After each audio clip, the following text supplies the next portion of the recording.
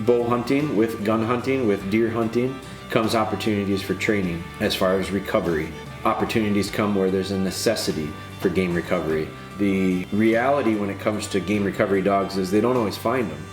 And the reason is they're not always dead. That peace of mind, that understanding that you've done everything you can, morally, ethically. I'm not a tracker. I'm a dog trainer. I hunt everything with my dogs. I've used my dogs to successfully find deer that I otherwise would not have found. They're simply teaching the dog that at the end is a reward, and in order to get to the end, I got to use my nose. I think understanding the idea of how dogs process scent is a real important part of understanding how to train a tracking dog. Our disturbance, our impact, our footprint on that woods is minimized greatly because we simply have a dog that brought us right to the deer. I think that has equal value to me as a hunter, quite honestly.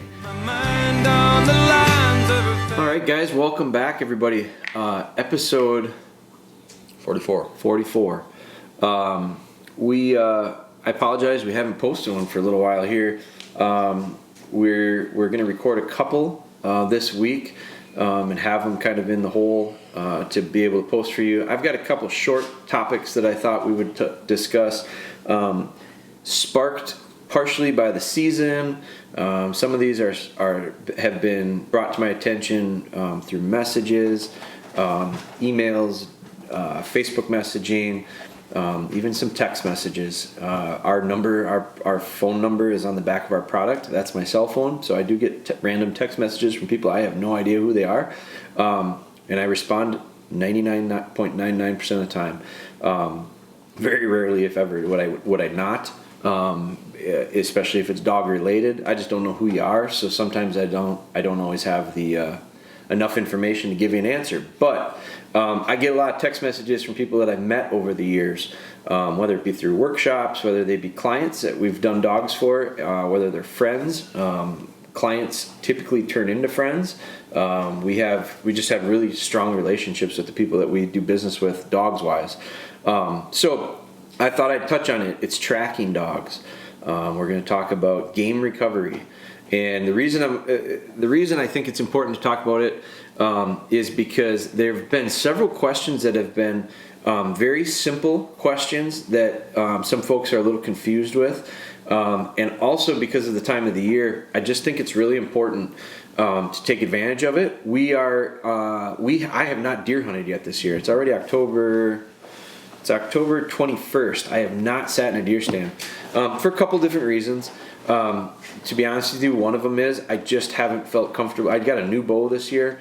I did not shoot it enough yet, and so I need to shoot it more. I have plans. I'm going to be taking a week off coming up in about 2 weeks. So I've got about 2 weeks, and I started shooting last week. So I'm not new to shooting a bow. It's just this is a new bow to me, and just like anything else, there's some getting used to it. I actually feel like I shoot bows just as good if they're new as if I've had it for 10 years. I just think it's a matter of having confidence.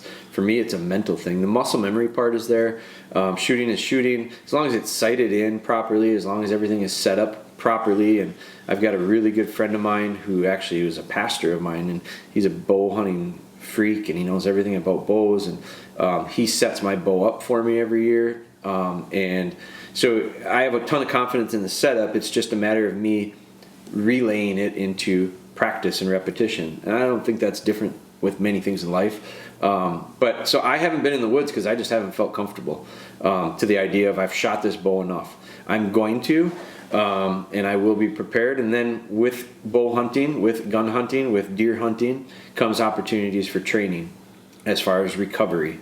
It also opportunities come where there's a necessity for game recovery. For those hopefully few times where there's marginal hits, the dog is my way of ensuring we've done everything we can possibly do to recover the deer if it is mortally wounded. And if it isn't, maybe the biggest value sometimes for me with tracking dogs is the idea that if it isn't dead, I can say with a lot of confidence we're likely going to get, or me or whoever it is we're tracking for, is likely going to get a picture of that deer again, or someone else is going to shoot it. Because if the dog doesn't find it, I'm really confident it's probably not dead, and that the reality when it comes to game recovery dogs is they don't always find them. And the reason is they're not always dead. And so that peace of mind, that understanding that you've done everything you can, morally, ethically, from a conservation standpoint, to try to not waste an animal like that, that's to me peace of mind, equal to the idea of finding it. Obviously finding it is a huge reward, for obvious reasons. But so I want to talk about tracking because we've had several questions come up. And I personally think, and I'm going to say this without hesitation, but I preempt it with the idea of there's a lot of really, just like anything else out there, there's a lot of really hardcore people that are into certain things. Tracking is no exception.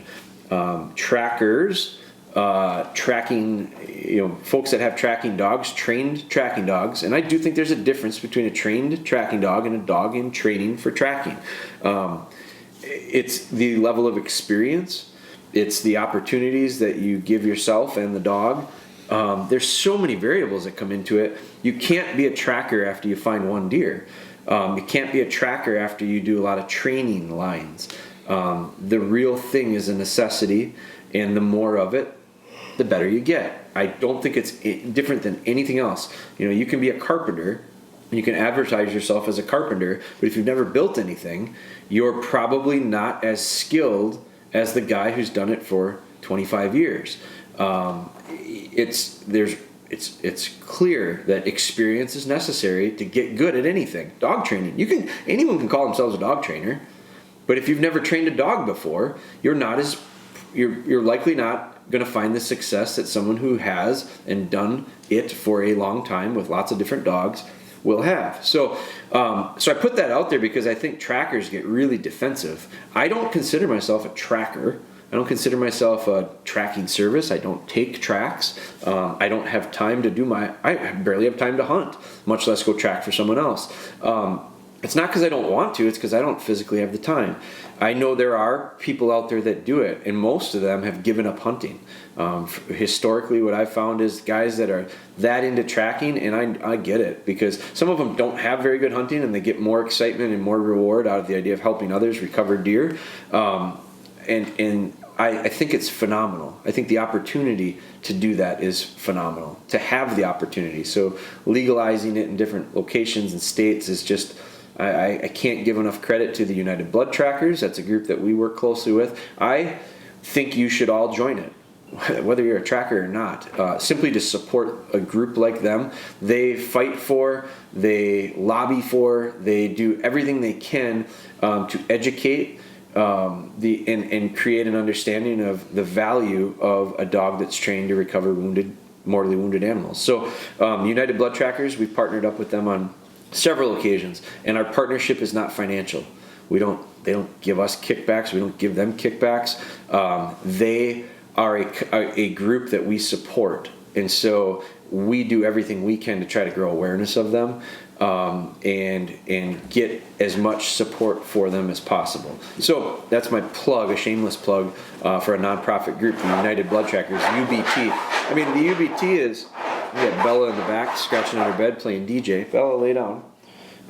The one of the things that UBT does is they provide on their website a place where you can try to locate a local tracker. Anyone who's on there has some qualifications, and I'm not going to vouch for any or all of them. They do vet it a bit. So, but I'm a believer in the idea of a dog, even an untrained dog, has a better chance of finding a deer that we can't physically follow than someone who can't physically follow the deer. There's no visual signs or clues of it. So I don't think, I'm not here to, this podcast is not going to be talking about determining what warrants a good tracker or not a good tracker. And so I go off on this tangent because there are trackers out there that I've had discussions with, and typically we have pretty civil conversations about it. But there are some that become very, very protective of the territory, and I want to put it out there real clearly that I'm not a tracker. I'm a dog trainer. I hunt everything with my dogs. I've used my dogs to successfully find deer that I otherwise would not have found. And to me, that is what a game recovery dog does. And so how did I get there? How did I do it? Why am I getting text messages regularly? Why am I getting DMs and PMs and all this stuff through social media regularly of folks that are finding deer with their dogs? Because I think the reasoning is obviously they were giving me feedback, but a lot of them are people that have trained their own using our training products. And I've had some questions come up about those training products that we're going to touch on this podcast and kind of straighten out and just hopefully make it a little easier to understand. But also because I think the time of the year is right. Obviously, it's mid to late October. We've had 6-8 weeks of hunting in some places. We're going to have another 6-8 weeks of hunting left in most places. These are opportunities, great opportunities for us to get dogs on tracks, and we're going to talk a little bit about that. So, products-wise, we've got a kit. It's called the Game Recovery Kit. It's got all the tools and stuff in it that I use for prepping my dogs. You can go to our YouTube channel and you can watch a video where we introduced several dogs over the years to their first track. And it's a training exercise. I developed this. We wrote a book. We have a DVD. We have a product line that basically we showcase in those two, because those are the tools that we use, and then we try to provide the information on how we do it. We've also posted a lot of that stuff on our YouTube channel.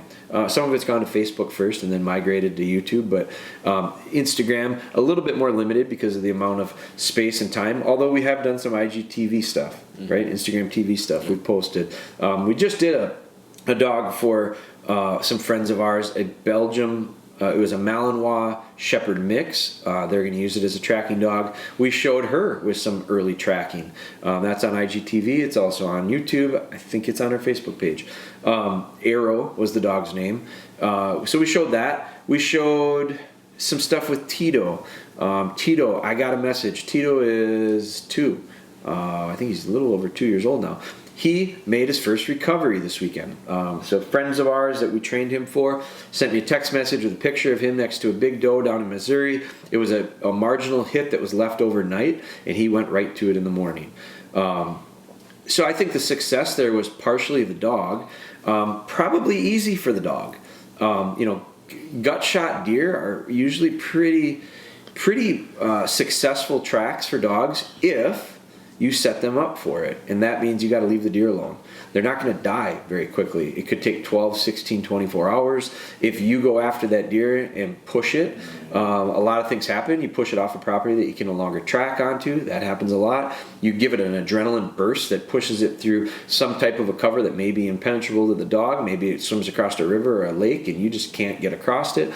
So leaving a deer that is hit poorly is your number one chance of finding it, in my opinion. Now, some people are going to say push them and fatigue the deer. There's a million different techniques to it. I believe in the idea of, because of the properties that I hunt and train on, I have a better chance if I leave the deer to lay down and expire. My chances of recovering it are greater. Again, it varies where you're at, and it varies on techniques, and it varies on personal opinions on how to do this. And there is no right way or wrong way to do it. There's lots of ways to do it. Some, I think, find more success than others consistently, and to me that's what's important. But so Tito made his first recovery. They let the deer lay overnight, and they found the deer dead. I had friends of ours, Chris and Megan Smith, made a recovery on a deer that was shot through the neck. That deer was jumped several times, and eventually it was found dead in its bed. I think it was 20 some hours later. Eventually it had died, and they located it for a hunter.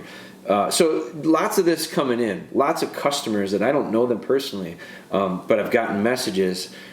Several different breeds. I've had breeds that were traditional trackers, bloodhound. I have a guy that trained with a bloodhound this year, and he's tracking a lot of deer, and he went through a very tough stretch. I think he tracked 8 or 9 deer without finding them, and I cautioned him. I said, man, with a young dog like that, I'm not taking it on marginal hits. I'm not going to. Because if we don't find it, and an inexperienced dog can struggle, and if you don't find it, it becomes depressing, I think, to dogs. I think they find out that they They feel like they've lost. They feel like they're not doing their job. That shuts them down. It's real hard for that. So I take young dogs on deer that I see tip over, or the hunter sees tip over. I think you build this confidence early on. I believe getting on as many as possible like that is really important. And then you can start looking into some of these little bit more difficult tracks. That's my personal opinion. But I've also gotten some messages from people that are going, what do I do with this hide? Do I put the blood trail scent on it right away? So we do have a book that goes with it. We have a video that kind of mirrors the book. I wrote the book and I did the video. I talk more than I write, so the video probably has a little bit more in-depth information on it. But here's your simple process that a lot of people, surprisingly, have had this question. The real piece of hide that comes with the kit, I call it real hide because that's what it is. It's fleshed and tanned. Or not tanned. It's fleshed and dried and cured naturally. No different than if you were putting up fur and sending it off to be tanned or sold. It's preserved by removing anything that will spoil. But the hair itself has a lot of scent, and so there's particles and pieces. There's dander. There's skin cells. There's all these things that dogs smell, and they smell in layers. I think understanding the idea of how dogs process scent is a real important part of understanding how to train a tracking dog. We use this piece of hide, and what we'll do is we'll add a scent that I make to it, and the scent I make has several elements that are found commonly with a mortally wounded deer. It's created into this liquid scent. I add the scent to the hide. I don't even do it right away. I start out with liver. I use a liver. You like a venison liver? You can use a beef liver if you don't have a venison, but I like to use liver drags. They're sweet smelling to the dogs. They're strong. They're confidence builders. They're simply teaching the dog that at the end is a reward, and in order to get to the end, I got to use my nose. It taps into a very inherent trait to a dog. You got to remember, the best tracking dogs are those that survived time. And the best tracking dogs were the wolves and the coyotes that were able to cut tracks of mortally wounded animals, track them down, burn less calories than they were able to intake. So when they found something and killed it, or found it dead, they got more return out of that calorie-wise than it took to get it. And so that's how you stay alive in certain situations that are demanding on you physically. And so good trackers evolved because the bad trackers died in the wild. These dogs that we have those traits. They have that in them. And so as we get into the training part of it, I literally just start out with getting the dog to understand that it's a puzzle, it's a game, it's fun. At the end, you put the pieces together, you get the reward, and dad's real happy. And so I use liver to start out. Then I go to that real hide, which comes in the kit. We also sell it as a separate item because I wrap my dummies with it. I put it around a dummy, and my dogs get to pick that up and retrieve it. My dogs are driven by retrieve. I use it as a tool because they are retrievers. But when we use that hide, we soak it. So this is that process, and this is all in the book and it's all in the video, but you take the hide out, you put it in water, and you rehydrate it. And now all of a sudden, it comes alive from a bacteria standpoint, and it starts to create scent that is natural.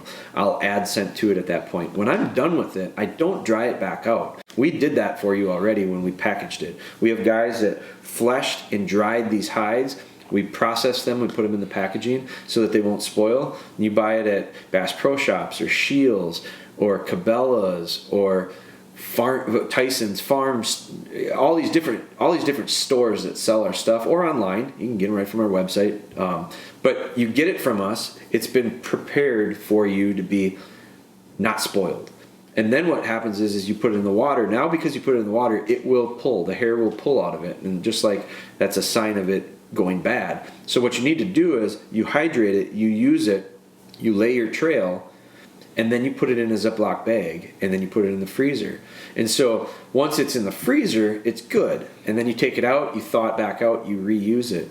I can get a lot of uses out of a hide if it's prepared and taken care of that way. If you leave it out and it doesn't dry quickly, like you leave it out in the sun, it'll dry pretty quickly. Nice warm day, windy day in the sun. But if you leave it where it's damp or it's not going to dry quickly, it's going to go bad on you. You need to get a different one. The hair will pull, you'll see that. So that's the way I handle those. Now I talked about a second hide, and I do use a second hide, and I keep that on a dummy. I use our standard size dummies. You can put it onto a large as well, but it's really built for a standard size dummy. I hydrate it, so I do get it wet and get it flexible. I wrap it around the dummy, and then I'll tape it. I'll use electrical tape. And then I put it in the sun and I let it dry quickly. And it'll actually hold that shape of the dummy, and then it doesn't spoil. And then I use that as a tool at the end of the trail. I don't leave that scent. The one that I laid the trail with, I don't leave that at the end for the dog. I pick it right up and I put it in the Ziploc bag when I'm done with laying the trail, and I take it with me. And what I do leave is that dummy that has a hide wrapped around it. And that's a reward for my dog. That's, for me, the dog gets something. I've seen some people use food, and some dogs are really driven by food. Typically, my dogs are not driven by food as much as they are the retrieve, especially the little bit older ones. So I do think you can, there's a lot of different ways to reward the dog at the end, but I think there's got to be something there for them. They got it, and then the timing of the praise for them to understand this is really what he wants me to do or she wants me to do. That's where the timing comes in. So training this time of year, preparing them, again, I'm going to say this, and I think some guys are going to be offended by it. And I don't say that for this reason. I say it because I just truly believe that as an individual who is a hunter and shoots a deer and wants their dog to help them recover it and become more efficient. Here's another reason why I think tracking dogs are great. They're great because, for obvious reasons, they're great for finding deer that otherwise would be lost. That's probably number one. It's a conservation tool. It's no different than a gun dog in a marsh or a gun dog in a CRP or a bird dog in a CRP field. You shoot a bird, you got to find it. You owe it everything to find it. You got to bring it home. It's, as a hunter, we have to do that. As a deer hunter, you make the decision you're going to shoot a deer, and you shoot it and you hit it. You've got to do everything you can to recover it. And so that's where I feel these dogs are just so powerful and so valuable. But when it comes to that, I want to make sure that here's another reason why I like it. So it's October 21st. I'm about a week or two away from going on a vacation and hunting. I'm not the only one who takes rutcation. I think a lot of people call it. The first week in November, the woods are full of hunters. It's because deer do things that week that they don't do any other time of the year, and it increases our chances of killing a mature deer or whatever deer you want to shoot. I don't care what you're shooting. If it makes you happy, shoot it. If it makes you happy and you're going to recover it and you're going to eat it, by all means, man, go for it. But we spend a huge amount of effort to not go in our woods. This is a personal thing. This is a style of hunting. Hunting on private land, we like to leave it unpressured. I feel like our chances of successfully killing the deer we want to kill is greater if we stay the hell out of there. If you're in there tromping around, it creates a lot of disturbance. And those deer aren't dumb, and they realize, man, there's a lot of things going on here that maybe I don't want to be around. So for simplistic explanation, a tracking dog, I used to help out great friends of mine, outfitters, Bluff Bucks outfitters. I trained their dog for them. She's recovered, I'd go out on a limb to say, probably hundreds of deer in the last 6 or 7 years. She's a great little dog, little retriever, little British lab, very similar to the dogs that we have right now. And one of the biggest assets she brings to the camp is the idea that during that window, during that magic period of time in the deer woods, you have a shortened period where you got increased chance of killing a deer. And so let's say you hit one. The traditional way, let's say you hit one and you can't find it. I've done this before because I've had to, where you get your group of buddies, you look for it that day, you don't find it. You go, man, we're going to look for crows the next day. We don't see anything. We're going to watch, listen for coyotes. Nothing. So we have no confirmation that the deer is dead, but we think we killed it. So we're not going to give up. So what do? We get a group of guys or girls. We grid out this piece of property. And maybe it's 40 acres. There's a lot of people I know that hunted 40 acres. And 40 acres with 4 or 5 guys gridding it and walking it and driving it out, basically looking for any clues or the deer itself, is probably the only way to put your mind at ease to say, he's not here, or she's not here. The deer is not here. Now, what did you just do effectively to your property? You just drove it out. You've created a ton of disturbance. Any deer that you may have had living in a quiet sanctuary of it, and 40 acres isn't a lot of property. So it's hard to hold deer on 400 acres, much less 40. So it doesn't matter what size the property is. That technique is used to try to find wounded animals, and what it does is it creates immense disturbance to the woods. Now, let's say you hit a deer, and let's say you hit it good. Let's say you didn't hit it poorly. Let's say you hit it good. I've shot a lot of deer there was no blood. Hell, my kids shoot deer with 243s, and they've shot big deer with 243s, and that's a different conversation. But the 243 is a super load for 300-pound whitetails, and you laugh at it, but I'll show you dozens of them that have gone down to the 243 with a 10-year-old on the trigger. A well-placed shot with a 243 is as deadly as anybody shooting any other magazine, and I don't care what you say, I've seen it. So, but the thing about the 243 is there's never an exit, and every deer we've tracked, we never get a blood trail. The deer's dead, but we don't get a blood trail.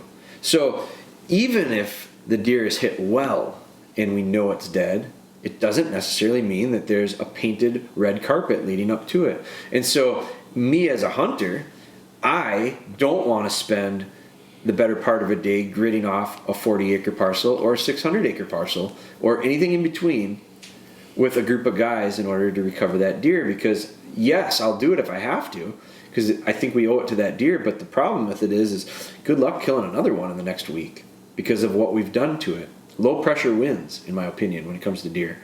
So I use a dog, and that dog, Bluff Bucks Outfitters, my buddies there, they bring the dog on every track. And even if it's not a good blood trail, and it only goes 100 yards, but it goes the direction that it always happens, it goes the wrong way, according to the hunter. It went this way. The dog says it went this way. So if we didn't have the dog and we followed where the hunter said it went, we go and we follow and we go, oh my God, there's nothing here. Now what do? Now we start making little circles and we start looking for some type of an evidence of where the deer went. We're looking for a speck of blood, a hair, an arrow. But the dog went the opposite way, right? Within 50 yards, the dog made a hard turn and went the other way. So what do? Well, we follow the dog. The nose knows. So we follow the dog. And all of a sudden, 150, 200 yards later, in the opposite direction of where the hunter thought it went, we're on the deer. And it's 5 minutes. And in 10 minutes, we're out of the woods. And so our disturbance, our impact, our footprint on that woods is minimized greatly because we simply have a dog that brought us right to the deer. And so I think that has equal value to me as a hunter, quite honestly. Now, not equal to finding a deer that otherwise would have been lost. That's a moral thing. That's an ethical thing. That's a conservation thing. But just that aside, as a hunter, these things are, that's a tool. So I think now is the time because we have these opportunities. So as you're out there, I'm going to stress to people, I don't think you need to spend months preparing to track. I think if you're going to track for someone and you're going to charge money, I think maybe that's a different story. But I think that's a totally different topic again, and I don't even go down that road because that one really gets guys going. The idea of should you charge or not, that's a personal decision, and I'm not going to make that for you. I personally don't charge myself. I don't track for strangers because I don't have time. If a friend calls me, if my family calls me, if I need it, we take our dogs.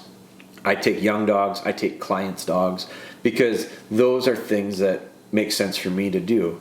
But when we have opportunities, and quite honestly, we'll take, I like late season because we try to leave, this is a personal thing, but we try to leave as many does in the woods as possible till after the rut. And I've had, I've biologists, I've just talked with people that know way more about deer than I ever will and all that stuff. And they tell me how that's the wrong approach and that's why you're not seeing all these big bucks moving on their feet during the season. And I say, yeah, maybe that's it. We do okay. We do fine. My thought is, I want the party that has the most girls in the first 2 weeks of November because the most girls get the most boys. I've been there. I've seen that. So we on our farm we don't shoot does early, and it's just our approach. We like having a lot of does.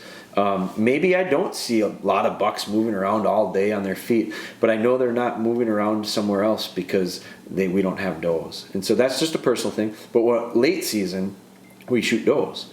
I love shooting does late season. That's when we fill our freezer. That's when I make a lot of brats and sausage. We eat a lot of venison in a year. Our family, we haven't bought beef in 5 years. So we shoot 4, 5, 6 deer a year, and we butcher them and we put them in our freezer. And that's what we live off. And so those are excellent opportunities for us to get dogs on tracks. They're great training opportunities. And over the next 2 months, that's the window. And so and maybe you do it differently. Maybe you shoot your does early. That's fine too. I don't think there's anything wrong with it. There's probably some science to that.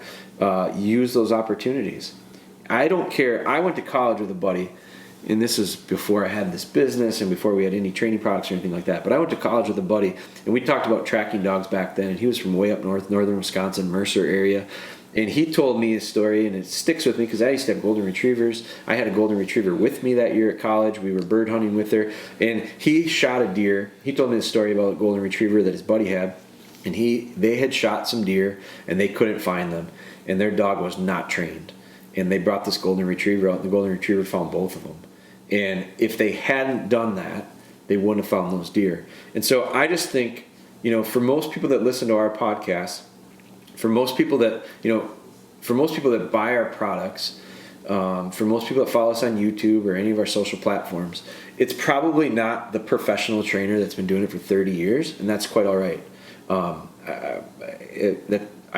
Everyone develops their own styles. I think it's mostly people that are looking for information, looking to develop their own style, looking to try things, looking because they're struggling maybe with some of the stuff they're doing. And so I think, if you're listening, I encourage the idea of trying it. I encourage the idea of giving it a shot. I just wrote an article for Badger Sportsman. We do some work with Badger Sportsman magazine. I just wrote an article about versatile dogs and versatile dogs, not talking about breeds or clubs or ribbons or anything like that, just versatility in things you do with your dog. And the more stuff you do, the better I think they become as hunters in general. The more you hunt, the better you become a hunter. And that's everything, not just one specific specialization. So that's, I wanted to touch on some game recovery stuff. We're going to try to post that this week. I think it's going to go out here in this week in October because it's the prime time, man. It's just, we're embarking on an opportunity for you guys to probably harvest some deer. And I think developing your dog as a tool, not only is it fun, not only is it effective, it's not that difficult. And I think it's for a long time, because it wasn't that common, it was looked at as a very specialty niche type thing. And some people that take it to a very high extreme level, it is. For myself included, and the majority of the people out there, I don't think it needs to be. I think the value is you have your dog in deer camp this year and you find one doe on Sunday night because somebody shot it and they got to go to work on Monday, and we're going to struggle to be able to recover that deer. So you have your dog there and you guys find it. It was a well-shot deer. It wasn't the deer that had to lay overnight. You just couldn't find blood. And you bring the dog, and all of a sudden the dog found it, and you got that deer in the back of the, I'm going to say the minivan, because I hunted with a guy this weekend that hunted out of a minivan. So you got the deer in the minivan, and you're on your way home. And that's one less deer that goes to waste. So I encourage you to try it. I encourage you to reach out if you have questions. Those questions about how you handle the hide that comes in the kit was asked 3 times last week, so I thought I'd just specifically touch on that. But the video, our game recovery video on our website, our kit, which is sold on our website, it's sold on Amazon, it's sold on a lot of retailers. I encourage you, I think it's simple tools, I think it's relatively simple information that goes with it, and it'll help you take that first step, if nothing else. Sometimes that's all we need, is take that first step. And a lot of times with the tracking specifically, it's so inherent to the dogs. I think that's all we have to do is expose them to it and let them do what they do naturally. And a dog whether it's trained for a million years or it's been exposed to a little bit of tracking, training, and really the benefit of it is the benefit of training is to give us an opportunity to read the dog and have an understanding of whether the dog is on something or not, because those are all situations that we've set up and we can see how they handle it, and then we can relay that and connect that and use that as a conduit to when we actually are on a track and realize, her body language looks like she's on it. Looks like she's off of it. Oh, there she's reading now that she's on it. So we can transfer that training experience to the real thing. And that's what's going to help us out when it comes to getting it done and finishing it out in the field. So that's it. It went a little over a half hour, but not terribly. I want to thank you guys for your support with this podcast. Just all of a sudden we're just kind of snowballing with response, and it's just greatly appreciated. I was at a high school last week. If you follow us on Instagram, you saw we were at a high school working. I asked how many kids listen to podcasts. There was 70 kids in the stands and 2 of them listen to podcasts. So you're probably not a high schooler listening to this, and that's fine. I'm interested in finding out who is listening to it. If you would, give us some feedback. There's a place for you to review it. Whatever app you're on, I use Apple's podcast app. Mm-hmm. Ben, what are some of the other ones I think that you could find? There's one for like the Androids. Is it Android Google has their own. Right. Google, I think, has a podcast app. There's several different ones out there. And so if you wouldn't mind, and I know how the Apple one works, you scroll down to the very bottom and it gives you a spot. You can review it. You can give it a number of stars, and then you can actually leave like a comment. If you would, I would really appreciate it. I look at those because to me it's a representation of who we're touching, what they're getting out of it, what can we do better. If there are things that we can do better. Facebook, Instagram, email, Jeremy@DogBone Hunters, my email. Contact us on our website. There's lots of different ways to give us feedback. So I encourage you to do that. I ask you to do it as a favor. And please keep us kind of posted with your thoughts and feedback. Because I don't do these podcasts for me. I don't do them for Ben. Sorry, Ben, but I don't do it for you. We do it because we're finding that people are in search of and seeking out information, and I can't train your dog. I can't physically. I don't bring dogs in. We don't physically have the space, time available, the resources to do it. So, but I can and want to help as many dogs as possible. And so this is just one of the avenues that we're trying to build and develop and push, and it's got to be interactive, because like I said, I don't do them for me. We're doing them for you guys, and the way we'll get better at it is getting and receiving the feedback. So thank you so much for listening. We'll be back. This was number 44. Mm-hmm. This is number 44. We'll continue pumping them out, and good luck to you guys this season. This is the best time of the year. Enjoy it. Now that's an opinion, I guess, but enjoy this time of the year. Share it with as many people as you can, and have fun. I'm having as much fun these days training dogs as I ever have, and damn, it's refreshing, and it makes it go a lot better. It makes it a lot easier. We get a lot more done that way. So I encourage you to embrace that mentality as well, and I think you'll see the results similar. So good luck, guys. Keep me posted.